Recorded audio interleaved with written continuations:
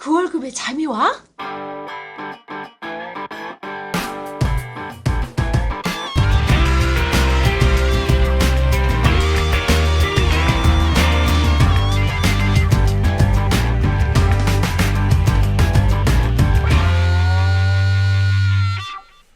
안녕하세요. 그 월급에도 잠이 오게 하는 방송 머니솔루TV 꼰대 김광주입니다. 안녕하세요. 뭉치 양승민입니다. 반갑습니다. 예. 요새 꼰대씨 책이 어때요? 책 얘기를 많이 안 요즘 하시네. 이게 많이 놀러 가면 네. 그 바깥으로 나들이 하기 좋은 시즌 되면 첫째 책방이 망합니다. 그죠? 다들 네, 그죠. 나가죠. 나가시니까. 볼거리가 너무 많고 나가죠. 음. 그리고 또 제 제목이 뭡니까? 당신의 가난을 경영하라. 네. 내용은 아주 좋지만 읽어본 사람들에 의하면 독자들의 평은 아주 좋지만 또 이거 가난에 대한 선입견을 가지는 사람들은 이 맑은 날씨에 이 맑은 좋은 날씨에. 날씨에 예. 예, 왠지 좀 칙칙한 느낌도 칙칙하죠. 들 수도 있죠, 그죠? 예, 그런 거. 예, 그래서 조금 소강 상태인 걸로 알고 있습니다. 소강 상태. 음. 알겠습니다. 다음에 한번 저희가 그 꼰대씨 가난 경영에 대한 그 강의 자료가 있죠. 그런 부분들 저희가 강의 좀 아주 많이 하십니까?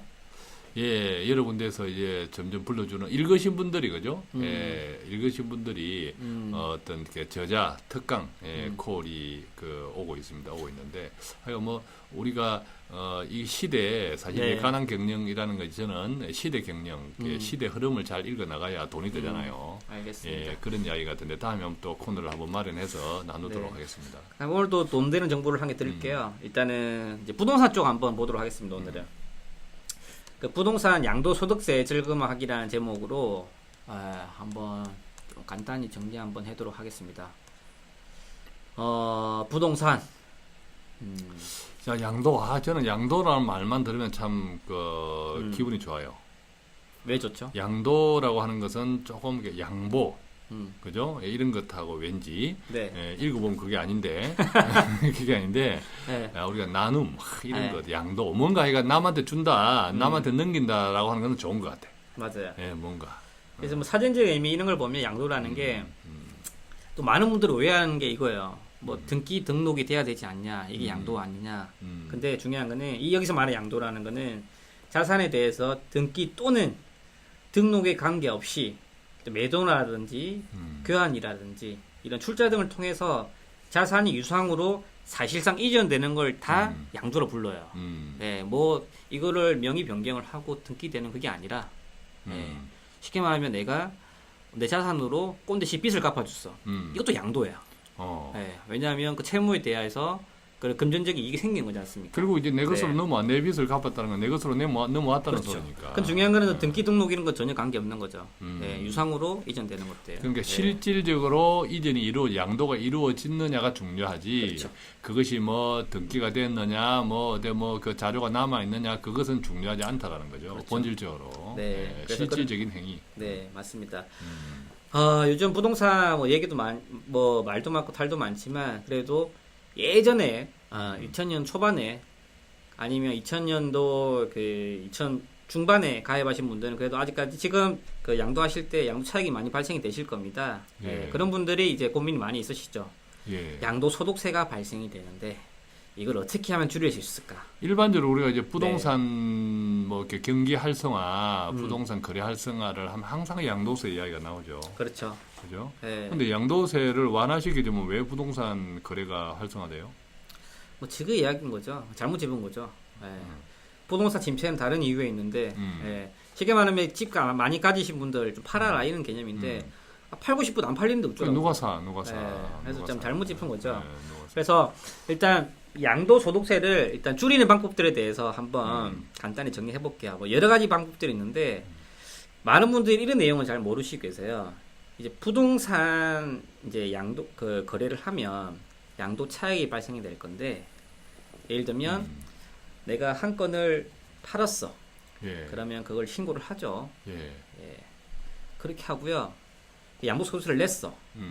근데 조금 있다가 또 팔았어. 또 팔았어. 예. 예. 내가 두 채가 있었는데 보험이 한 개 팔고 그 다음에 가을에 한 개 팔았다 이거죠. 야, 그 사람 그리고, 되게 네. 부럽다. 비록 우리가 사례를 들면 실제도 있잖아요, 그죠? 그렇죠. 근데 각각에 대해서 양도소득세를 지불했어. 음, 그럼 이 사람은 끝일까? 음, 예. 중요한 거는 끝이 아니다 이거죠. 음, 즉 부동산은 그 같은 해 발생되는 건수에 대해서는 합산해서 과세를 하게 되어 있습니다. 그러면 세금이 더 늘어나는 경우가 있는데 왜냐하면 양도소득세율에 대해서는 누진세율이 적용되기 때문에 즉 세금을 더 내게 된다 이거죠. 예. 좀 쉽게 좀 그렇죠. 풀어줘 볼까요? 예. 어떻게 풀까요? 1억짜리 하나를 팔았을 때 예를 들면 세금을 이렇게 1억 집을 하나 팔아 1억이 남았는데 1억을 남겼는데 그 1억의 세율이 10%, 즉 1,000만 원의 양도세도세를 낸다고 가정을 하면 하나 더 팔았다 또 1억 남겼다 그럼 거기에 1,000만 원 해서 1,000만 원, 2천만 원 세금이 아니란 소리죠. 그렇죠. 네. 네. 거기다가 이제 2천만 원 이상이 돼버리면 뭐 15%가 돼버린다든지 두 개 합쳐서 이런 것이 바로 이제 누진세율이라고 하잖아요, 그죠? 그렇죠. 1 플러스 1은 2가 아니라 3이 돼버리는 그렇지, 거죠. 그렇지. 예, 이제 이거를 이제 누진 세율이라는 거죠. 이 누진 세율 때문에 부동산이 건수를 합혀버리면 양도 차익 자체가 합산 가세이기 때문에 네, 세금은 높은 세율에 그렇죠. 그래서 2건 이상 거래를 하시면 다음에 5월달에 종합소득을 한 번 더 신고를 하셔야 됩니다. 예. 자, 그래서 양도소득세를 줄이는 방법 첫 번째, 1년에 하나씩 판다. 예, 무리하게 두 건씩 팔다가 오히려 세금 자체가 더 많아질 수 있다. 나는 언제 이걸 1년에 하나씩 팔고 이런 궁리를 해보죠. 자, 궁리할 게 없는 꼰대. 자, 궁리할 게 없어서 슬픈 꼰대. 야, 근데 이런 것도 알려드려야죠. 예, 부동산도 이제 그래도 좀 활성화되고 해야 되니까. 또 요즘 베이비부모 세대들이 사고 싶어서 산 거 아니잖아요. 너도 나도 그냥 하다 보니까 된 거지. 저는 사실 팔 게 있어도 바빠서 못 팔겠어요. 너무 바빠요. 어떻게 그거 팔고 양도세 내고 또 내놓고 흥정하고 어떻게 해요? 그거 바빠서. 그리고 이제 두 번째가 뭐냐면 당연히 이제 비용들. 당연히 양도소득세를 계산할 때 그 지출에 대한 비용은 다 차감하게 되어 있습니다. 그리고 예를 들면 건물을 유지함에 있어 가지고 예를 들어 보일러 교체를 한다든지 뭐 샤시를 교체한다든지 이런 비용이 발생되실 겁니다. 그런 비용에 대해서 다 비용 처리가 됩니다. 그러니까 이제 그 건물의 가격에 그죠 영향을 줬다라는 거죠. 그렇죠. 그런 부분들은 비용으로 공제가 되기 때문에 그런 것들은 당연히 팔 때 계산하면 없겠죠. 몇 년 전에 팔았던 걸 내가 어떻게 영수증을 다 가지고 있습니까? 그런 영수증에 대해서는 꼼꼼히 챙기는 게 필요하다. 그러니까 우리가 일반적으로는 이제 부동산 취득 비용이라고 할 때 일반적으로는 뭐 그 부동산을 구입할 때 뭐 이렇게 부동산 뭐 이렇게 수수료라든지 또 뭐 취등록세라든지 예를 들면 뭐 그런 것들을 일반적으로 생각하잖아요. 일반적으로 생각하는데 유지 과정에서 그 부동산의 재산에 영향을 미친 정도의 어떤 그런 비용들도 해당이 된다 이 말이죠. 그리고 또 한 가지 중요한 팁이 뭐냐면 배우자 증여 공제라는 걸 활용할 수 있습니다. 즉 배우자한테는 세금이 6억까지는 없어요. 즉 배우자한테 무상으로 부가 이전되는 부분에 대해서는 배우자한테 남편은 아내 혹은 또 아내는 남편에게 아내는 남편에게 줄 수 있는 그런 남자도 좋겠어. 아내는 남편에게 또는 남편은 아내에게 최대 6억까지는 세금 한 푼 없이 줄 수 있다 이 말이죠. 이걸 활용하는 거죠. 쉽게 말하면 예를 들어 볼까요? 꼰대 씨가 부동산에 있는 거지. 자, 3억짜리가 있어. 3억짜리가 있어. 과거에 한 1억 주고 샀었어. 1억 주고 샀어. 지금 10몇 년 전에. 지금 3억이 됐어. 지금 3억 한 5억 정도 해볼까요? 한 5억 정도 해봅시다. 지금 근데 10몇 년 되면 또 뭐 부동산 장기 공제 이게 복잡하니까 간단하게 작년에 1억 주고 샀는데 우리 예를 들어 보니까 간단하게 작년에 1억 주고 샀는데 올해 이게 5억이 됐어. 5억이 됐어. 우와, 얼마야? 4억 정도 차익이 나는 거죠. 이야. 세금만 해도 엄청나. 뚜리 맞겠어. 몇 천만 내겠어. 몇 천만 내겠어. 자, 머리가 아파. 머리가 아프지. 그다음에 어떻게 하냐면 꼰대 씨가 사랑하는 배우자가 또 있죠. 극진을 못 치는 사모님한테 배우자 정리를 하는 겁니다. 안 주고 싶은데. 안 주고 싶은데 즉 아까 5억이라 했습니까? 그렇지. 오, 지금 네. 5억짜리죠. 1억 샀는데 네. 1억짜리 산 지금 5억짜리를 명의를 사모님한테 바꾸는 거지. 예, 일단 예. 바깥다 쳐. 대신에 나중에 뺐을지라도. 예, 명의가 이전되면 부가 무상 이전된 건데 6억까지에 대해서는 세금이 없기 때문에 5억에 대해서는 세금이 없는 거예요. 예, 그러면 세금 없이 배우자한테 싹 한 거죠. 그렇지. 예. 그리고 추후에 이 부동산을 이제 양도할 때 어떤 일이 생기냐면 정려를 하면 배우자가 명의가 바뀌었죠. 자, 5억짜리가 됐어. 5억짜리 된 거죠. 5억짜리가. 근데 이제 그러면 양주 팔 때 내가 만약에 5억짜리를 한 8억에 팔았어. 8억에 팔았어. 그럼 8억을 팔 때 취득가액은 꼰대 씨가 처음에 가입한 1억이 처음에 되는 게 구입한 1억이 아니라, 아니라 예, 정려를 한 시점에 내가 와이프한테 준 정려 시점에 같이 가액. 5억이 이제 양도가액이 되는 겁니다. 양도가액. 취득가액이 되는 원가가 겁니다. 되는 거다. 그 원가가 와이프 되는 거죠. 입장에서의 구입 네. 원가가 되는 거다 일종의. 그러면 9억에서 1억에서 8억 정도 차익에 대해서 세금을 낼 걸 9억에서 5억에 정려한 3억에 예, 3, 4억에 대해서만 음. 세금이 되니까 양도 차익이 크게 낸대. 크게 발생되는 거죠. 그럼 우리 와이프한테 줘야겠다. 이건 굉장한 팁인 거죠. 줄게. 그렇죠. 근데 굉장한 주의할 점이 뭐냐면 이걸 국세청자 알고 있겠죠, 당연히. 이런 알고 식으로 있죠. 하면 당연히 세금 없이 한 푼도 양도소득세 내지 않고 가져가는 수도 있지 않습니까? 또 이제 네. 우리가 주의해야 될 게 정려세가 없다고 해서 신고를 안 하는 건 아니에요. 네. 그죠? 이거하고 별개 신고 의무하고 정려세가 있다 없다는 별개입니다. 그래서 이때 어떤 규정이 적용되냐면요. 부당 경비 계산이라고 해서 즉 정려한 시점부터 5년 이내에 양도를 하면 즉 취득 시점에 즉 꼰대 씨가 취득했던 시점 즉 1억으로 돌아가서 그 부분에 대해서는 다시 한 번 더 그 5억에 대해서 취득가액이 아니라 꼰대 씨가 구입한 1억에 대해서 그 취득가액으로 보겠다는 게 나와 있습니다. 그러니까 아까 8억에 팔았다면 5억이 아니라 1억으로 보고 7억에 대해서 그렇죠. 그 양도세를 부과한다는 거죠. 그렇죠. 5년 정려 이내. 시점부터 5년 이내에 판다면은 즉 쉽게 말하면 정려한 효과가 없는 거죠. 음. 예, 그 정려를 만약 했다면 5년 이후에 팔았을 경우에는 아까 저희가 말씀드린 것처럼 정려 공제를 활용한 양도과액 준입기가 가능하다.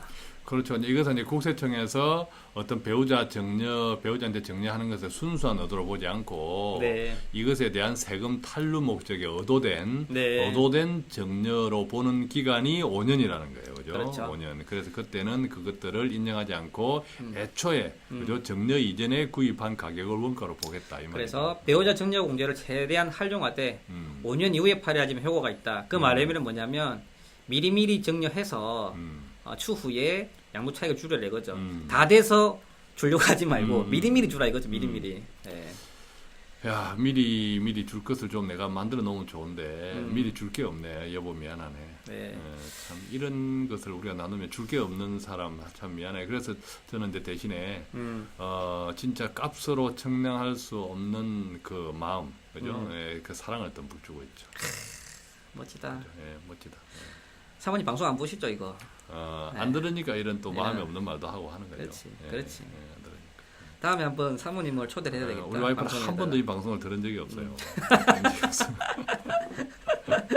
예, 그다음 또 다른 팁을 한 개 드리자면 또 다주택자, 예, 이제 2주택 이상 있으신 분들 물론 요즘은 머리가 많이 아프시겠지만 그래도 이분들을 팔려고 하면 일단은 양도 차익이 작은 걸 먼저 팔고요. 왜냐하면 양도 차익이 적은 거에 대해서는 세금 자체가 작으니까. 그러면 이제 2주택 경우에는 양도 차익이 적은 것부터 먼저 팔고. 예. 이게 날씨가 더우니까 이 말이 헷갈려 지금. 그죠. 지금 현재 날이 되게 덥거든요. 태양열이 지금 많이 들어오니까 말이 지금 계속 꼬여요. 우리 꼬여. 좀 따뜻합니다. 네. 이게 따뜻해요. 지금 네. 겨울이면 딱 좋은데. 그리고 나머지 1주택을 팔았자. 왜냐하면 1주택에 대해서는 1세대 1주택에 대해서는 비과세니까. 자, 그러니까 우리가 두 채 이상이 만약 두 채 있다고 가정을 하면 그 중에 지금 팔았을 때 양도 차익이 적은 것, 즉 세금이 적은 것부터 팔자. 적은 것부터 팔면 비싼 것은 해를 묵힐수록 뭐 장기 보유, 그죠? 공제도 있고 네. 여러 가지 혜택이 있다는 거고, 그다음에 나중에는 또 1주택이 되니까 1가구 네. 1주택이 되니까 세금이 없는 거죠. 그렇죠. 훨씬 네. 훨씬 혜택을 볼 수 있다 이런 자, 얘기죠. 그리고 여러분들이 주의해야 될 거는 이런 분들이 있어요. 주택을 구입을 하면서 양도세를 줄이기 위해서 이런 막 고민들이 많이 해요. 이걸 내가 공동 명의를 해야 되냐, 아니면 자녀 명의를 해야 되냐, 아니면 누구 명의를 해야 되냐, 양도세를 줄이기 위해서 어떤 전략을 써야 되냐 고민을 많이 하시는데요. 중요한 거는 양도소득세라는 거는 양도소득이 발생될 때 가능한 겁니다. 근데 많은 분들이 보면 요즘 집값이 하락하고 있어요. 양도소득이 발생이 안 돼요. 그렇지. 야, 이게 양도소득이 발생이 안 되는데 양도소득 고민하고 있는 게 웃긴 거야. 그렇죠. 중요한 것은 네. 우리가 마이너스로 해서 손해보고 팔 때 이익이 되고 팔 때 양도소득세가 부과되는데 손해보고 팔 때는 정부에서 환급해주지 않습니다. 즉 그죠? 다주택자들을 한번 보십시오. 뭐 다가구 다주택자들 뭐 중과세 폐지됐다고 하지만 뭐 2주택자, 3주택자 그래도 또 세금 부담이 되십니다.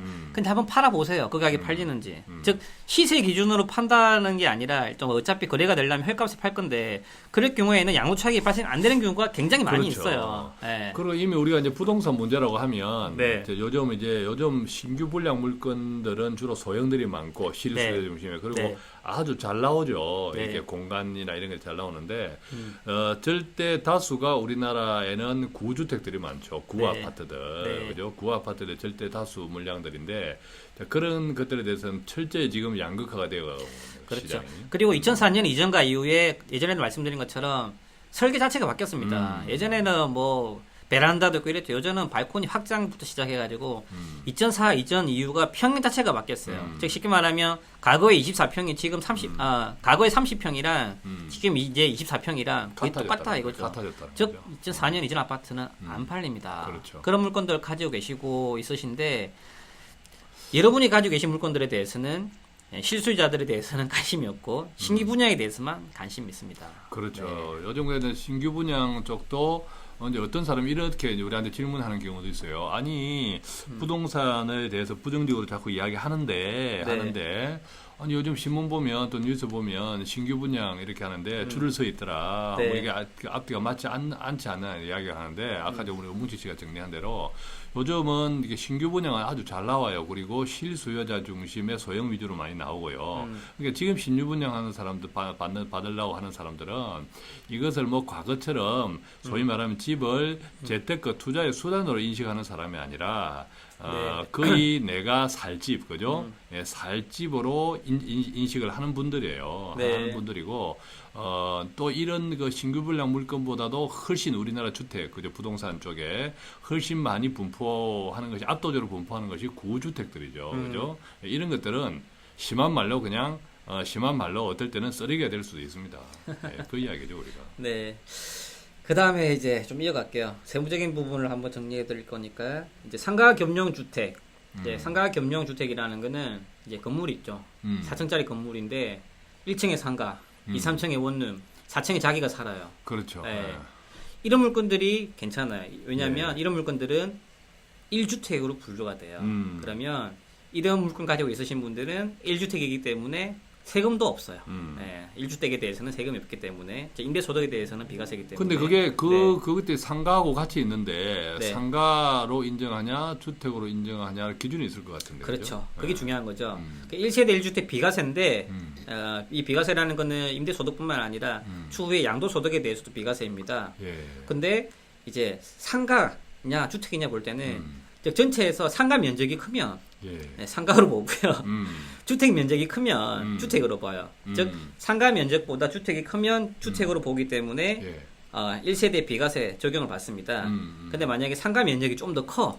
이럴 경우에는 1세대 비과세가 아니라 주택 부분에 대해서는 비과세로 보겠지만 상가 부분에 대해서는 세금을 매기겠다. 그 비율로 이겁니다. 본다는 거죠. 이게 전체 건물에서 그렇죠. 상가가 한 60%를 점하고 있고 네. 주택을 전체 건물에서 주택이 51% 이상이 돼버리면 이거는 통째로 주택으로 본다는 이야기고. 그렇죠. 세금이 없다. 그죠. 세금이 없다. 1가구 1주택인데. 근데 반대로 상가 비중이 51%, 상가 비중이 한 60% 된다. 예를 들면 네. 하면 상가에 대해서는 그 전체 매도 가액이 60%는 상가로 인정하고 그렇죠. 나머지 40%만 주택으로 인정하고 60%에 세금을 내야 된다는 거다. 그죠? 그렇죠. 네, 그렇습니다. 그렇구나. 그래서 이제 그런 부분들 조심할 필요가 있겠죠. 그리고 중요한 건 그걸 잘 활용할 필요가 있겠죠. 투자자 네. 입장에서는. 예, 투자 네. 입장에서 잘 활용할 필요. 그리고 이제 마지막으로는 이제 경매나 공매, 즉 내가 채무를 가다하게 졌는데 집에 대해서 능력이 없어서 아니면 다른 그 빚이 과도해서 그 물건이 이제 넘어간 게죠. 경매나 공매로 넘어갔습니다. 그리고 그걸 통해서 내가 내 빚을 청산한 거죠. 이럴 경우도 양도로 봅니다. 음. 예. 즉 내 채무가 부동산으로 대위 변제가 된 거죠. 음. 예. 이런 경우도 양도로 봅니다. 즉 부동산을 통해서 내 채무가 변제됐다. 이 경우도 양도로 본다. 그렇죠. 재산상의 이익을 얻는 그렇죠. 거니까. 즉 양도소득세가 발생이 됩니다. 자, 어쨌든 이것은 이제 우리가 네. 앞단에서 이야기했듯이 양도라고 하는 것이 꼭 어떤 이제 정상적인 우리가 거래 이렇게 표현하면 좀 그렇지만 예를 들면 정상적으로 이렇게 개인 간의 개인 이렇게 어떤 매매 주체 매도 매수자 간의 정상적인 거래 이외에도 네. 그거는 당연하게 포함되고 모든 그죠? 모든 실질적인 재산 이전 행태 그죠? 네. 예, 그것들은 경매든 공매든 할 그렇죠. 것 없이 다 해당이 되는 양도에 해당이 되고 세금이 부과될 수 있다라는 거죠. 그렇죠. 자산이 유상으로 사실상 이전되는 거. 예. 유상으로 네. 사실상 이전되는 거 공매. 그렇죠. 공매가 공동 구매의 약자 아닙니다. 그죠? 예, 약자 아니고 약 아니고요. 공매는 왜냐면 이런 경험 없으신 분들은 네. 공매가 공동 구매 아니야? 그건 공구. 그죠? 예, 공구고 맞습니다. 공매라고 하면 아까 이제 어떤 정부나 은행이나 이런 데서 이제 그 빚을 못 갚거나 이래가지고 그냥 뭐 이렇게 차압이라 그러나요? 그런 절차를 거쳐가지고 이제 공개, 그죠? 공개 입찰이라든지 이런 네. 등등을 해서 그냥 내 의지하고 상관없이 팔려 나가는 거예요, 그죠? 맞습니다. 예, 그런 것들을 이야기하는 겁니다. 예. 상대적으로 30, 40대는 이런 고민들을 안 하실 거고요. 그래도 한 50세 이상 되시는 분들은 그래도 뭐 1주택 이상씩은 대부분 소유하시는 경우가 많이 있으신데 예. 그런 부분에 대해서도 뭐 철세 전략에 대해서도 많이 고민들이 있으실 겁니다. 예. 그래서 뭐 여러 가지 방법들이 있으니까 예. 저희 방송 참고해 주시고요. 뭐 예. 좀 세부적으로 문의할 주식 내용 있으시다면 음, 저희 홈페이지 통해서 문의 주시면 저희가 친절하게 예. 답변 드릴 수 있도록 하겠습니다. 자, 우리 그 머니스토리 TV 또 이게 거월급의 잠이와를 꾸준히 시청하시는 분들이라면 거월급에도 잠이 오게 하는 것은 기본이고 잠이 오는 것은 기본이고 나아가서 네. 어떤 또 이렇게 재무 관리 이런 것들에 대한 어떤 합리적인 이런 것을 통해서 또 우리도 언젠가는 어떤 부동산 양도 때문에 고민하는 일, 그죠? 예, 그런 것들이 있으면 좋겠습니다. 그죠? 멋지다. 그것이 꼭 뭐 네. 지금 아파트가 아닐지라도 뭐 부동산에 아파트만 있습니까? 상가도 있고 토지도 있고 뭐 많지 않습니까, 그죠? 네, 예. 돈 많이 벌어라 이 말이죠. 그죠? 예, 그죠? 예. 자, 알겠습니다. 그런 방송이 되기 위해서 우리 그 거울교회 자매와 저 꼰대와 뭉치. 예, 열심히 노력하도록 하겠습니다. 네, 수고 많으셨습니다. 예, 수고 많았습니다. 감사합니다.